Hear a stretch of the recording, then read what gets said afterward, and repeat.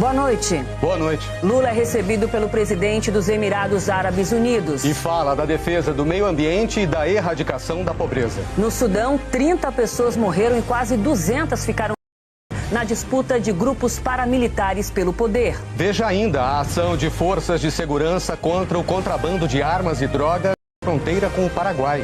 Os agentes usam bombas para destruir acessos a portos clandestinos.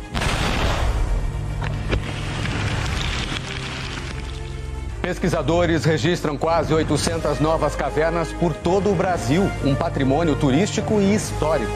E os gols do sábado na volta do Brasileirão. O Jornal Nacional está começando.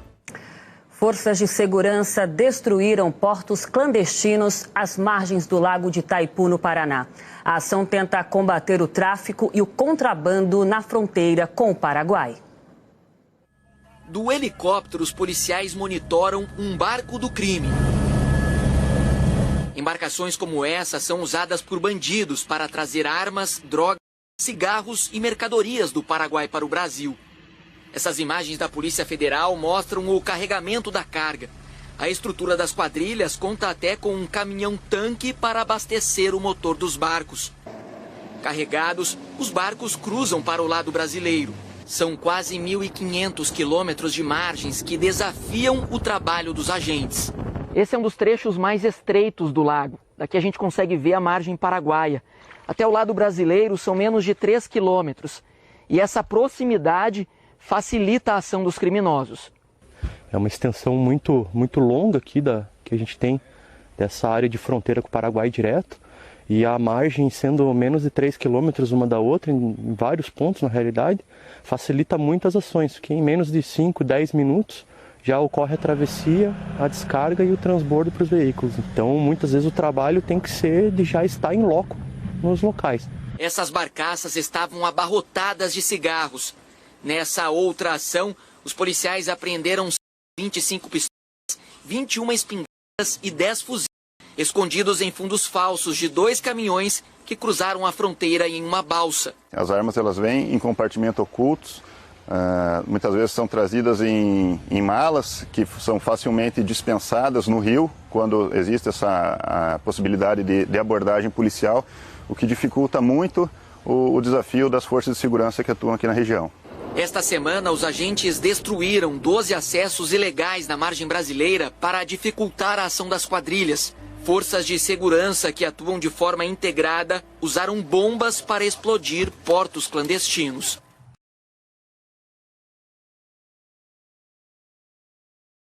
Quanto mais fundo o buraco e mais as bombas estiverem no fundo, maior cratera vai fazer para evitar de qualquer carro até 4x4 consiga acessar para lá. Em Belford Roxo, na Baixada Fluminense, bandidos armados invadiram um condomínio. A câmera de segurança mostra o momento em que o carro entra pelo portão. Um bandido sai armado e atira. Não dá para ver em quem ele está atirando. O portão automático começa a se fechar e ele tenta impedir. Outros criminosos aparecem na imagem e também tentam manter o portão aberto, mas não conseguem e acabam fugindo a pé. Segundo a polícia, 4 pessoas foram baleadas, 3 delas morreram, incluindo o porteiro do condomínio. A Polícia Civil está investigando o caso. Paramilitares enfrentam as Forças Armadas pelo poder no Sudão. O principal grupo paramilitar do país diz que tomou o aeroporto internacional da capital Khartoum e o Palácio Presidencial. Os generais que comandam o Sudão desde 2021 desmentiram e afirmaram que estão atacando bases conquistadas pelos paramilitares. 30 pessoas morreram e mais de 200 ficaram feridas. Os Estados Unidos pediram o diálogo e a retomada da transição para um governo civil. Mas as Forças Armadas dizem que não há conversa antes da dissolução das milícias. O primeiro-ministro do Japão escapou de um ataque. Fumio Kishida ia fazer um discurso ao ar livre quando um homem atirou um objeto. O suspeito foi imobilizado e pouco depois houve uma pequena explosão. Encontrou no local restos de uma bomba caseira e uma outra que não foi detonada. Kishida não sofreu ferimentos e foi retirado às pressas do local. O agressor foi preso. A polícia investiga a motivação. Um agente sofreu ferimentos leves. Ataques contra políticos são raros no Japão, mas desde que o ex-primeiro-ministro Shinzo Abe foi morto a tiros num comício no ano passado, a segurança está reforçada. O presidente Lula chegou hoje a Abu Dhabi, capital dos Emirados Árabes Unidos, para a segunda e última etapa da viagem, que começou pela China. Depois de 2 dias inteiros na China, o presidente brasileiro falou com jornalistas.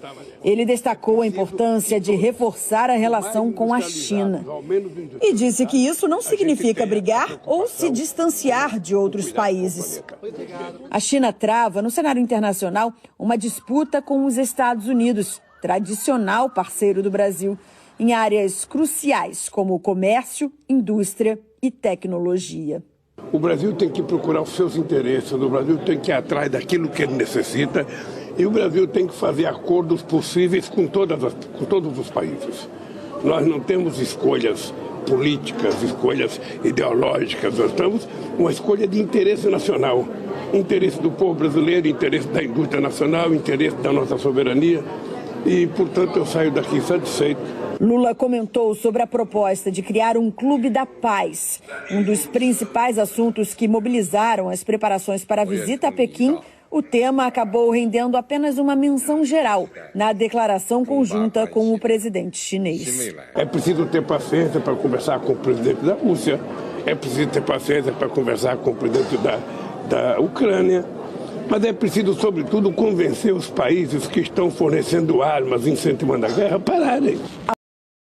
A receber, desde o início da guerra, armamentos e munições de vários países europeus e dos Estados Unidos, o que ajudou o país a conter o avanço russo. O presidente brasileiro também falou sobre como, na opinião dele, as potências ocidentais deveriam se posicionar em relação à guerra na Ucrânia. É preciso que os Estados Unidos pare de incentivar a guerra e comece a falar em paz. É preciso que a União Europeia comece a falar em paz, para a gente poder convencer o Putin e o Zelensky de que a paz interessa a todo mundo e a guerra só está interessando, por enquanto, aos dois. Depois de um voo de cerca de 9 horas, a comitiva brasileira desembarcou em Abu Dhabi. É a capital dos Emirados Árabes Unidos, país do Oriente Médio com cerca de 9,5 milhões de habitantes. O líder dos Emirados Árabes, o Sheikh Mohammed bin Zayed, recebeu Lula no Palácio Presidencial. Lula citou desafios que o mundo enfrenta. Um dos documentos assinados fortalece as conferências da ONU para o clima. Os Emirados Árabes vão receber a COP no fim deste ano e o Brasil quer sediar em 2025. Acreditamos que os desafios impostos pelas mudanças climáticas não são apenas de ordem econômica, mas também um chamado global para a construção de um mundo mais solidário, com inclusão social e erradicação da pobreza. O presidente dos Emirados Árabes Unidos convidou Lula para o iftar, que depois do pôr do sol quebra o jejum diário durante o mês do Ramadã. Algo tão importante para os muçulmanos que pode ser visto como um sinal de prestígio. A seguir, o IBGE faz um mutirão para coletar dados de moradores que ainda não responderam ao censo. E pesquisadores usam drones e inteligência artificial para monitorar áreas de reflorestamento. O IBGE fez hoje um mutirão em 17 estados e no Distrito Federal para coletar dados de moradores de bairros nobres que ainda não responderam ao censo. O tempo regulamentar terminou em fevereiro, mas nesse fim de semana, os recenseadores do IBGE voltaram a campo para uma espécie de prorrogação. Uma última tentativa de encontrar quem não foi encontrado, de pesquisar quem não foi pesquisado, como o Rafael. Eu não estava em casa e eles sempre deixaram a mensagem para entrar em contato, só que aí a correria do dia a dia a gente acabou não entrando em contato e viu a oportunidade perfeita aqui de responder, né? O foco hoje são os condomínios de alta renda, locais onde o IBGE teve muita dificuldade de chegar desde o começo do censo, em agosto do ano passado. Tem um condomínio lá, 50 pessoas, 49 se recusaram. Mas não se recusaram. O administrador disse o seguinte: os moradores não interessa responder os censos, eles não estão interessados em responder. Agora, olha essa informação. Enquanto a média nacional de pesquisas não respondidas é de 5,5%, em condomínios de alta renda, como esse aqui na Barra da Tijuca, zona oeste do Rio, ela vai a 30%. Por isso, esse trabalho está sendo feito hoje no Rio de Janeiro e em outros 16 estados. É um esforço final para que o IBGE consiga reunir finalmente as informações que estavam faltando e que são tão valiosas. Por isso, essa nova rodada de visitas, principalmente nas grandes cidades, Goiânia, Palmas, São Paulo e Fortaleza, foram algumas das capitais onde teve trabalho hoje. Tanta persistência tem valido a pena. Nos 3 primeiros meses do ano, o IBGE conseguiu incluir no censo 12 milhões de pessoas, brasileiras e brasileiros que não tinham sido entrevistados e que talvez ficassem de fora do retrato mais completo que se pode ter do Brasil. Ou seja, nós conseguimos botar praticamente uma cidade de São Paulo dentro do censo. A expectativa é que o trabalho seja definitivamente concluído agora em abril e que os dados oficiais sejam divulgados em maio. Pela última contagem, 193 milhões de brasileiros já foram recenseados, 91% da população. Dados que muito em breve vão incluir a dona Albertina, que estava passando ali por acaso e parou para conversar com o IBGE. Vai responder o censo agora? Vou e com o maior prazer. Quero fazer parte desse Brasil. Em 2 cidades do país, toneladas de tecido que iam parar no lixo começam a ter um destino mais sustentável.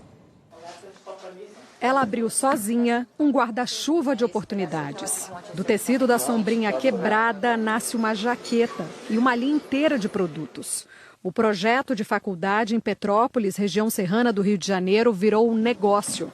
A gente vem trabalhando nesses casacos, nesses produtos, e a gente já retirou mais de 2 toneladas de guarda-chuvas do meio ambiente, só em Petrópolis, né? Esse jeito de enxergar o que normalmente é descartado como algo que tem valor tem provocado o surgimento de diversas iniciativas Brasil afora. Em um país que descarta todo ano mais de 3 milhões de toneladas de resíduos têxteis e peças de couro, brasileiros têm encontrado soluções sustentáveis e baratas para, por exemplo, dar vida nova a peças de roupa. Essa cena é comum em um dos principais polos de confecção do país, o centro de São Paulo. Parte do que é deixado pelas calçadas serve para alinhavar novas histórias. A Adriana está aprendendo a costurar. Eu trabalhava na rua, aí vai ser bom para mim. Arranjar um emprego, sair daqui, ou de costureira ou bordando. Vai ser muito importante para mim. O projeto, tocado por pesquisadores da USP, ajudou nos últimos 5 anos centenas de pessoas que vivem em situação de vulnerabilidade social a ganhar dinheiro, transformando pedaços de pano e roupas usadas em peças novas. O povo descarta, mas ela dá para virar arte, a gente vender, mudar, né, modificar e dá para usar de novo. Não precisa pôr lixo e acabar com a natureza, né? A professora diz que por dia 55 toneladas de tecidos descartados vão parar no aterro sanitário de São Paulo. Ela ensina que dá para diminuir o impacto ambiental e distribuir autonomia. A importância está no empoderamento da pessoa se sentir capaz, né? Sentir que posso fazer alguma coisa. Então é um pontapé para mostrar. E a moda é muito bonita, né? É gostoso também trazer isso para eles, né? Essa oportunidade de fazer alguma coisa e ganhar dinheiro com moda. É. Olha aí que lindo. Você consegue, claro que você consegue. Agora vai pôr a faixinha, você está fazendo. Vai vender muito, né? Vai vender bem, muito bom. As roupas renascem, assim como as pessoas. Eu achei que eu não ia conseguir terminar o short hoje, porque eu desmanchei ele 2 vezes e eu consegui finalizar a barra do short, pela minha deficiência que eu tenho nas vistas. Por isso que eu tô feliz. Ficou bom mesmo. Amanhã no Fantástico, uma entrevista com as 2 brasileiras presas na Alemanha depois de terem as malas trocadas por bagagens com drogas no aeroporto de Guarulhos, em São Paulo. Foi lançado nos Estados Unidos um nanosatélite brasileiro desenvolvido pela Embraer e a Telebrás. O lançamento foi na madrugada de hoje na base de Vandenberg, na Califórnia, nos Estados Unidos. Um foguete Falcon 9 da SpaceX colocou o satélite em órbita. O VCube-1 é um satélite de observação da Terra e de coleta de dados. Tem apenas 12 quilos. Segundo a Embraer, ele será usado para desenvolvimento de projetos em áreas como a agricultura e o controle de desmatamento. O principal objetivo desta missão é testar a tecnologia para usá-la em satélites maiores. E pesquisadores da Universidade de São Paulo estão usando drones, inteligência artificial e modelagem 3D para monitorar áreas de reflorestamento na Amazônia e na Mata Atlântica.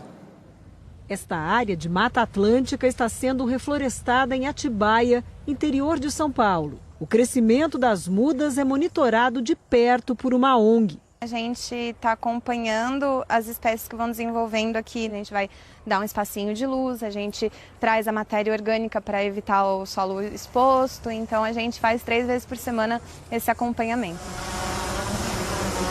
De cima, o drone consegue mapear em minutos o que os ambientalistas levariam semanas para medir. A coleta das imagens faz parte de uma pesquisa da Universidade de São Paulo, com apoio da Universidade Federal de Goiás, da Embrapa e de ONGs de defesa do meio ambiente. Além de permitir uma visão ampla da área reflorestada, captando imagens detalhadas do alto, esse é um sobrevoo inteligente. Com a ajuda do drone, é possível chegar a um diagnóstico mais rápido e mais preciso da recuperação da floresta. Dá para dizer, por exemplo, se a mata está crescendo de forma adequada. As imagens vão para o laboratório do Instituto de Energia e Ambiente da USP. As fotos sobrepostas formam um mapa 3D da área. Os pesquisadores usam a inteligência artificial para obter várias informações, como a altura das árvores, a distância entre elas e quais pontos estão em risco. Eu descarrego os dados do drone no computador, que eu consigo pegar este mapa 3D. Eu tenho para cada latitude e longitude o valor da altura dos objetos. E essa nuvem de pontos, por ser 3D, eu consigo pegar também a declividade da área. O pesquisador também já conseguiu desenvolver um programa que identifica 2 espécies de árvores da Amazônia, a lacre e a imbaúba. Elas indicam como anda a saúde da floresta. Quando o drone encontra mais imbaúbas, é sinal de que o reflorestamento vai bem. É a mesma técnica do reconhecimento facial, só que com a árvore. A tecnologia que está rodando aqui por trás é aquela que todo mundo já viu quando foi tirar uma foto, por exemplo. A gente nota um retângulo passando em volta dos rostos do pessoal que está na foto. Essa mesma tecnologia de reconhecimento facial foi aplicada aqui justamente para a gente tornar o nosso trabalho mais eficiente e mais rápido. O diretor da Fundação SOS Mata Atlântica diz que os drones podem ajudar na recuperação dos biomas brasileiros. A gente precisa de tecnologia para coletar semente, para produzir muda, para monitorar, para diminuir o custo. Plantar floresta tem que ser algo como plantar milho, ou plantar cana ou café. Tem que ter o mesmo nível de tecnologia para a gente ter eficiência também com ganhos ambientais que a gente precisa, são necessários e urgentes. A seguir, pais de alunos voltam aos bancos escolares para ajudar os filhos a aprender matemática.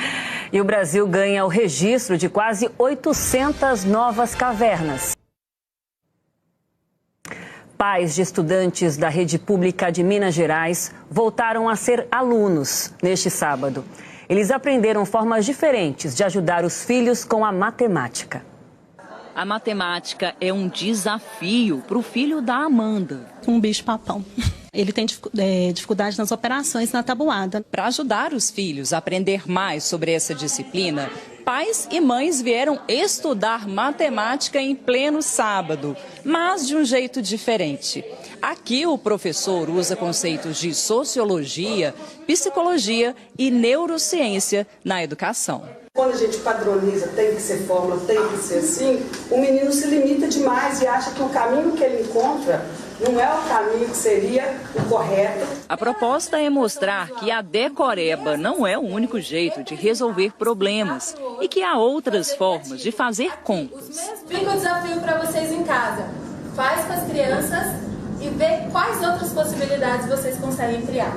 A metodologia faz parte do programa Mentalidades Matemáticas, uma parceria entre a Universidade de Stanford, nos Estados Unidos, e o Instituto Siddhartha. Em Vespasiano, na região metropolitana de Belo Horizonte, 25 escolas municipais participam do programa. A ideia hoje foi trazer os pais para que eles possam entender como a matemática tem sido ensinada aqui e ajudar os filhos em casa. Nós temos 5 estados que já estão aplicando isso nas suas escolas, nos seus municípios, e nós temos mais de 5.000 professores já formados fazendo isso no Brasil inteiro. O professor Wellington explica que a proposta é ajudar os estudantes a perder o medo dos números e lidar melhor com os erros. Não existe essa questão, não, eu nasci com habilidade matemática, não. Todos nós somos seres humanos que podemos evoluir, podemos crescer e aprender matemática. A Emanuele conta que é prova disso. Quando era aula de matemática, eu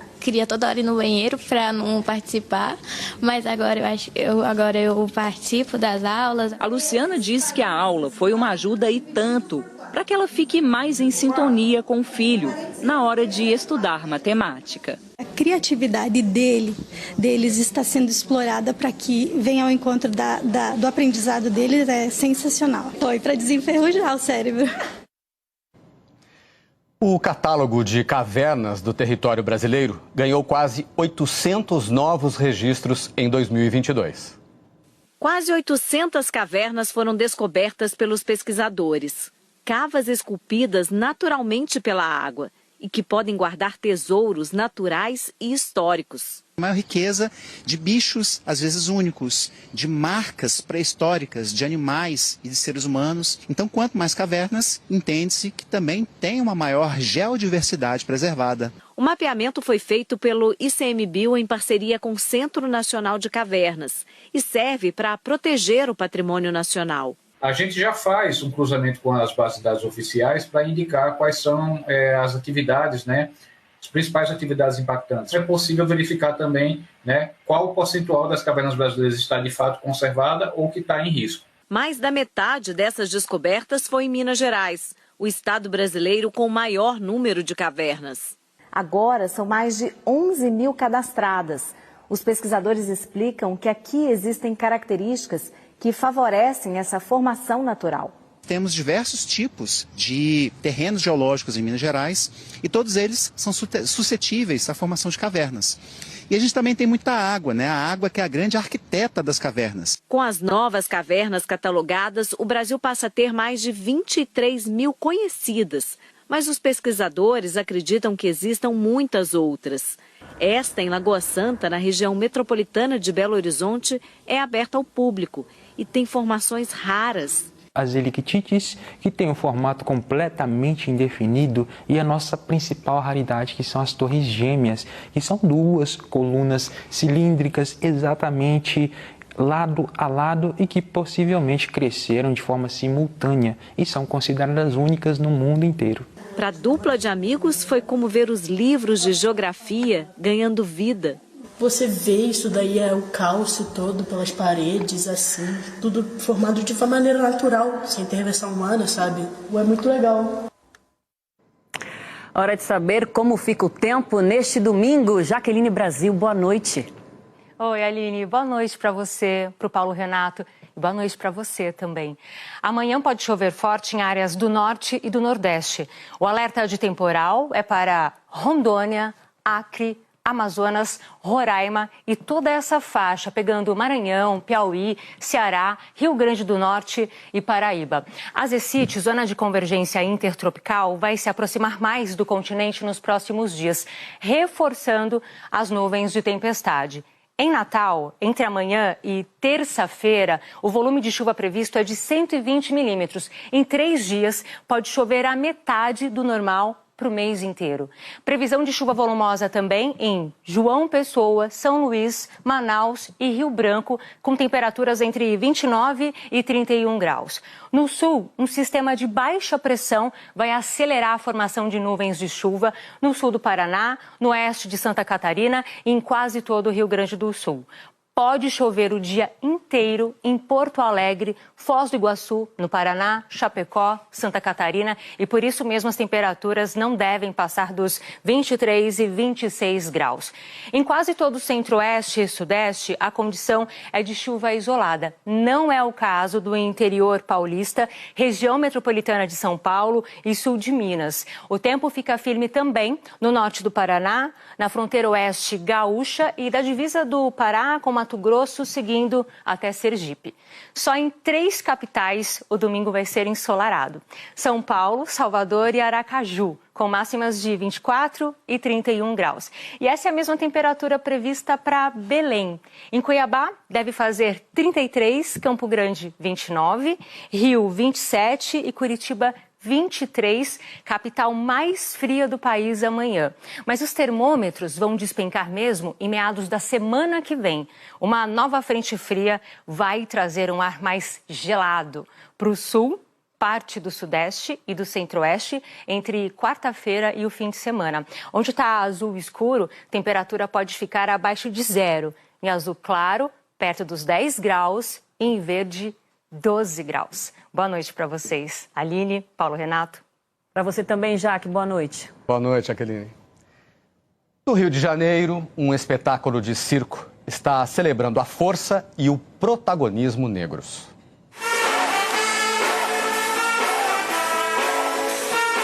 Tem dança,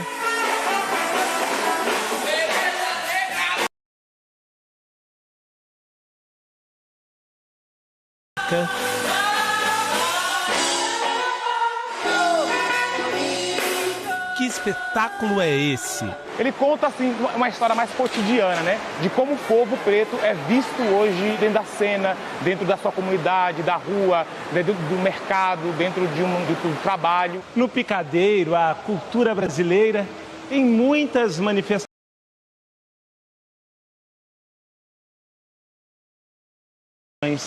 A música, a dança, o teatro e o circo se encontram num espetáculo que fala de diversidade, celebra as vidas negras através dos séculos, denuncia desigualdades e celebra o orgulho. A gente está aqui como referência para aqueles que podem vir depois da gente. Então, eu nunca me vi num espaço como esse quando era criança. E agora eu posso trazer essa possibilidade para o público de hoje. Tanto os mais velhos, que esperaram muito por isso, quanto os mais novos, que veem que esse lugar é possível para eles também.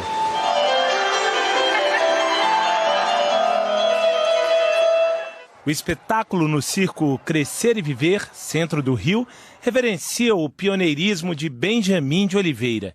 Ele foi um dos primeiros palhaços negros do Brasil e ainda compositor, produtor, diretor e ator. Ele foi o cara que inventou o circo-teatro no Brasil. É um jeito de se fazer teatro que até hoje se propaga. E foi um homem negro, Benjamin de Oliveira, que fugiu da escravidão, se trombou num circo e seguiu a vida. Não à toa a palavra agô está entre chaves, que chaves abrem portas. Esses antepassados nossos, eles abriram portas para que nós pudéssemos estar aqui e estamos abrindo outras tantas portas. Para falar da cultura brasileira, vocês falam de ancestralidade. Quais ancestrais estão aqui nesse palco com vocês?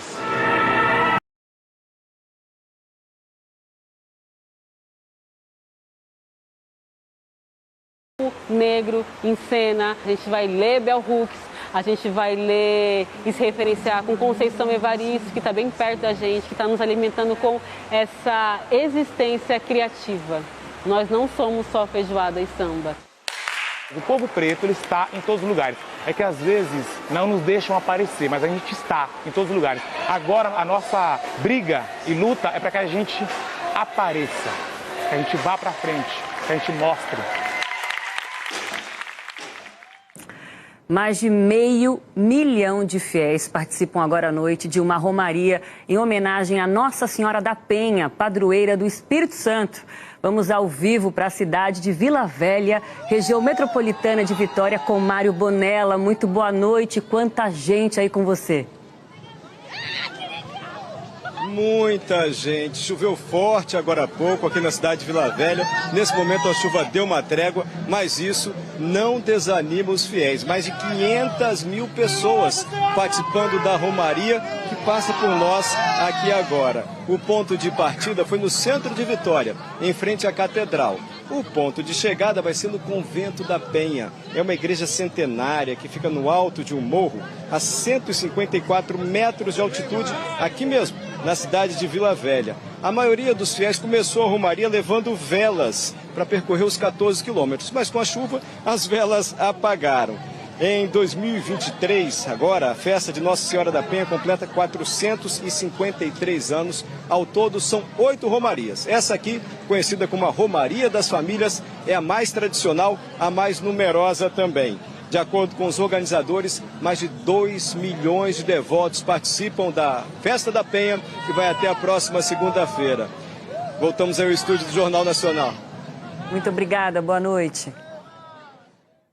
A seguir, os gols do sábado, definidos mais 2 campeões estaduais. E a homenagem que marcou a abertura de todos os jogos da primeira rodada do Brasileirão. A Prefeitura de Nova York criou um novo cargo com um super salário para combater um inimigo público da cidade. Monstros, alienígenas, super-heróis. Nova York sempre foi cenário de grandes batalhas contra seres que queriam destruir a cidade.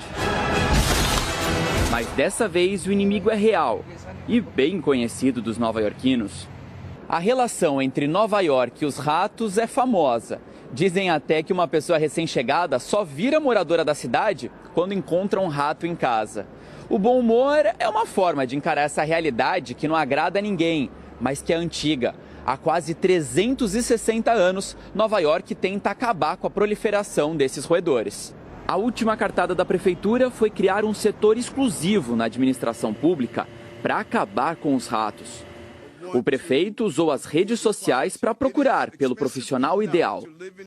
Se você tem o impulso, a determinação e o instinto assassino necessários para lutar contra a implacável população de ratos da cidade de Nova York, então esse é o emprego dos seus sonhos.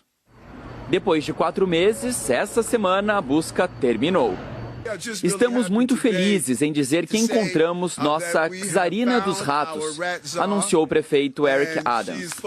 Ela está focada em melhorar a qualidade de vida dos nova-iorquinos.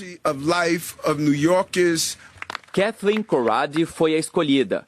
Ela vai receber um salário mensal de $14 mil, cerca de R$68 mil.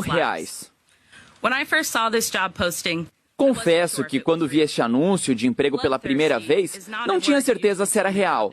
Sanguinário não é uma palavra que você costuma ver em uma descrição de trabalho, e certamente não é uma palavra que costumo me descrever. Mas devo dizer que o anúncio chamou a minha atenção, afirmou Kathleen. Ninguém sabe ao certo quantos ratos existem em Nova York. O último estudo, feito há quase 10 anos, estima 2 milhões de roedores. Para tentar reduzir esse número, a prefeitura vai investir $3,5 milhões. Isso é mais do que uma questão de qualidade de vida. Os ratos são um sintoma de questões como saneamento, saúde, moradia e justiça econômica. O salário precisa compensar mesmo. Que missão, hein? Boa sorte para ela. Agora futebol. Terminaram hoje mais 2 campeonatos estaduais. No Campeonato Brasiliense, o novo campeão é o Real Brasília. No segundo jogo da final, o Real venceu o Brasiliense por 1-0, gol do Matheus Jesus. E a decisão foi para os pênaltis. Em 9 cobranças, apenas 3 gols. Placar final das penalidades, 2-1. E o Real Brasília é o campeão de 2023. No Piauiense, o River precisava de 1 gol contra o Fluminense para ser campeão. E foi o que o Júnior Mandacaru fez. 1-0 River, campeão do estadual pela 32ª vez. E 2 jogos abriram a Série A do Brasileirão hoje à tarde. Todos os jogos começaram com homenagens ao Rei Pelé. As braçadeiras dos capitães e até as moedas usadas no cara ou coroa lembravam o maior de todos os tempos. Em São Paulo, Flávia e Arthur, filha e neto do rei, se emocionaram com os aplausos antes de Palmeiras e Cuiabá. Com a bola rolando, Endrick marcou o primeiro gol do Brasileirão aos 4 minutos. Palmeiras 1-0. Ranieri de cabeça empatou. No segundo tempo, Flaco Lopes garantiu a vitória do Palmeiras, 2-1. Em Belo Horizonte, o argentino Germancano recebeu na cara do gol, driblou o goleiro e fez o primeiro do Fluminense contra o América Mineiro. John Kennedy chutou cruzado para fazer o segundo. E Lelê marcou o último do jogo, Fluminense 3-0. O Botafogo abriu o placar contra o São Paulo aos 3 minutos de jogo. Tiquinho Soares de cabeça. O Calheri se esticou sozinho para empatar. 1-1. Vitor Cuesta cruzou e Eduardo fez o gol da vitória botafoguense. 2-1. Atlético Paranaense e Goiás em Curitiba. Pablo levantou a bola na área e Pedro Henrique não desperdiçou. Pablo cruzou agora para o gol do Christian. 2-0 Atlético. Em Bragança Paulista, Everaldo pegou de primeira e fez Bahia 1-0 contra o Bragantino. O time da casa empatou nesse belo gol de Bruninho. E virou nesse gol chorado de Eduardo Sacha, 2-1. No Ceará, o Fortaleza recebeu o Internacional. Os visitantes abriram o placar. Wanderson bateu colocado para marcar um belo gol. O Fortaleza empatou logo depois com Moisés. Resultado final, 1-1. No Brasileirão Feminino, o Internacional venceu o único jogo deste sábado. 3-2 contra o Real Ariquemes, em Rondônia. E amanhã o futebol na Globo com o Brasileirão começa às 3h40 da tarde. Mais cedo, o Esporte Espetacular tem um café da manhã especial. O Jornal Nacional termina aqui. Boa noite. Boa noite e um ótimo domingo. Fala galera, beleza? Aqui quem fala é o Diego, canal Diego Esportes. E tô chegando para te avisar que hoje tem Atlético Mineiro e Vasco pela primeira rodada do Campeonato Brasileiro. E nesse vídeo você vai ficar informado e vai saber tudo sobre essa partida. As principais e últimas notícias da equipe do Atlético Mineiro e também as últimas informações da equipe do Vasco. O Atlético Mineiro, atual campeão mineiro, estreia hoje em casa e quer fazer um bom jogo para começar com o pé direito. Já o Vasco, vindo da Série B, espera também começar hoje com o pé direito, vencendo o Atlético Mineiro fora de casa. Então, se você é torcedor do Atlético Mineiro ou torcedor do Vasco, eu faço um convite. Se inscreva agora aqui no nosso canal, já vai deixando o seu like no vídeo para nos ajudar. Ativa também o sininho de notificação para você receber nossos próximos vídeos e comenta aí embaixo o seu palpite. Porque Atlético Mineiro e Vasco se enfrentam neste sábado, às 9 horas da noite, no horário de Brasília, no Mineirão, pela primeira rodada da Série A do Campeonato Brasileiro. O campeão mineiro desse ano, ao superar o América Mineiro no domingo passado, o Atlético chega para o Brasileirão após dias agitados. O técnico Eduardo Cudê correu o risco de perder o emprego depois das duras críticas feitas aos dirigentes e investidores do clube. O argentino pediu desculpas pelas declarações, se reuniu com a diretoria e acertou a permanência. Na quarta-feira, o Galo estreou na Copa do Brasil, vencendo o Brasil de Pelotas no jogo de ida da terceira fase da competição. Já o Vasco, por sua vez, volta ao primeiro escalão do futebol brasileiro depois de 2 anos disputando a Série B. Turbinado pelo dinheiro da SAF, adquirida pela 777 Partes, o clube fez 14 contratações só neste ano. E tem mais uma encaminhada, a de Matheus Cocão, volante do Náutico. O técnico Maurício Barbieri é o responsável por organizar todas essas peças e organizar a equipe à volta na Série A. Pelo lado aí do Atlético Mineiro, a expectativa no Galo é pelo retorno de Edenilson e Paulinho. O meia com virose e o atacante com fadiga muscular desfalcaram o time contra o Brasil de Pelotas pela Copa do Brasil. Se o Paulinho for preservado, o Pavão tem chance de aparecer no ataque ao lado do Hulk. Então a provável escalação do Atlético Mineiro deve ter Everson, Maurício Lemos, Gemerson, Dodô, Saravia, Otávio, Igor Gomes, Patrick, Zaratio, Hulk e Paulinho. Já pelo lado do Vasco, a tendência é que Barbieri mantenha a base da equipe que disputou a reta final do Carioca, já que não há desfalques nem problemas de última hora. O último reforço contratado até o momento, Rian Cruz, está relacionado e deve começar no banco. Provável escalação do Vasco deve ter o Léo Jardim, Léo Pelé, Capasso, Lucas Piton e Puma Rodrigues, Rodrigo, Andrei Santos, Jair, Alex Teixeira, Gabriel Peck e Pedro Raul. O jogo vai ser apitado pelo Rafael Klaus, com o assistente número 1, o Alex Ang Ribeiro, o assistente 2, o Luanderson Lima dos Santos, na arbitragem de vídeo, a Daiane Muniz, e o quarto árbitro, o Michel Patrick Costa Guimarães. O Atlético Mineiro vem de vitória em casa pela Copa do Brasil contra o Brasil de Pelotas pelo placar de 2-1. Os gols do Atlético foram marcados por Rodrigo Batalha e Hulk. Pelo lado do Brasil de Pelotas, o João Marcos fez o gol. Já o último jogo do Vasco, faz quase um mês, foi pela semifinal do Campeonato Carioca. Derrota para o Flamengo pelo placar de 3-1. Gols do Flamengo, 2 gols de Pedro e 1 do Ayrton Lucas. Pelo lado do Vasco, gol marcado por Manuel Capasso. Pelo Brasileirão, na próxima rodada, o Atlético Mineiro fora de casa pega o Santos. E a equipe do Vasco em casa recebe o Palmeiras. Então é isso, rapaziada. Desejamos a todos aí um ótimo jogo. Que vençam melhor. Fiquem todos com Deus. E até a próxima.